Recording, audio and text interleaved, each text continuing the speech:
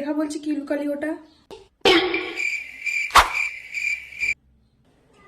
ও এটা এটা আবার লুকানোর কি আছে? দে। পাগল নাকি? আমি তোর সামনে দিব? কেন, কি হবে?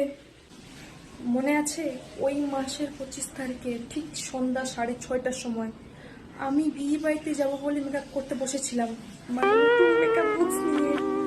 আর সেই মেকআপ বক্সটা তুই দেখে ফেলেছিলিস। তো তোর কি মনে হয় ওটা কি আমি নিয়েছি? তো বলছি কি, তুই ততক্ষণে অন্য রুমে গিয়ে বস, আমার মেকআপ শেষ হলে আমি তোকে ঠিক দেখে নেব। যা এবার। তাদের মতো ভালো দেয় না।